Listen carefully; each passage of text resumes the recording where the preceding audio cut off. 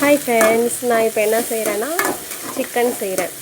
அதுக்கு வெங்காயம், தக்காளி, பெருஞ்சீரகம்லாம் போட்டு எண்ணெய் ஊற்றி நல்லா வதக்கிட்டுருக்கேன். பார்த்தீங்களா, இன்றைக்கி எங்கள் வீட்டில் சிக்கன் குழம்பு.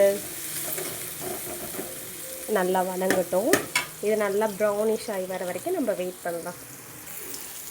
இப்போ இது கூட நம்ம என்ன பண்ண போகிறோம்னா அரைச்சி வச்ச பேஸ்ட்டை ஊற்றிக்க போகிறோம். இதில் என்னென்னா வெங்காயம், தக்காளி இதெல்லாம் நல்லா ஃபைன் பேஸ்ட்டாக அரைச்சி நம்ம இதில் ஊற்றிக்கிட்டோம்.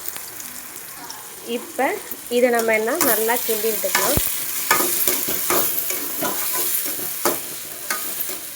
பார்த்தீங்களா, அந்த இஞ்சி பூண்டு போடாமலே வெறும் வெங்காய தக்காளி அரைச்சி விட்டோம்னே எவ்வளோ ஒரு கிரேவி லெவலில் வந்துச்சுன்னு பார்த்தீங்களா.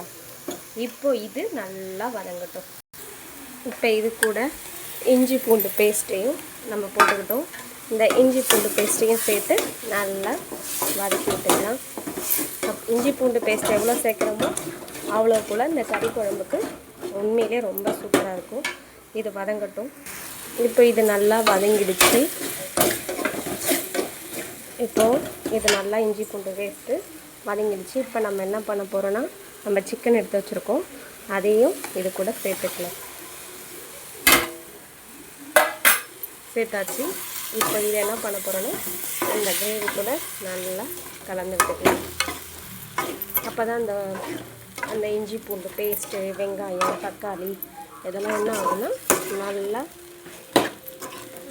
இது கூட கலந்து நல்லாயிருக்கும். அப்போ தான் சாப்பிட. ஸோ இதுக்கு தேவையான அளவு உப்பு சேர்த்துக்கலாம். நான் நான் உப்பு சேர்த்துக்க போகிறேன். ஸோ பார்த்துட்டு கூட போட்டுக்கலாம். உப்பு சேர்த்தாச்சு. இப்போ இதை நல்லா கிளறி விட்டுக்கலாம். இப்போ இது கொஞ்சம் நேரம் நல்லா அந்த சிக்கனில் இருக்கிற தண்ணிலாம் இறங்கட்டும். இப்போது நான் என்ன பண்ண போகிறேன் அப்படின்னா ஆச்சி சிக்கன் மசாலா இதை போட போகிறேன். அப்போ தான் அதுக்கு கிரேவிக்கு ஒரு டேஸ்ட்டு கொடுக்கும். அதனால் நான் அதை போட்டுக்கிறேன். ஸோ சிக்கன் மசாலா போட்டாச்சு.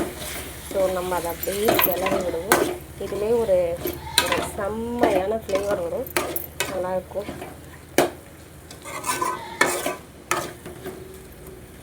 இப்போ என்ன பண்ணணும், இது அப்படியே என்ன பண்ணட்டும், வேகட்டும்.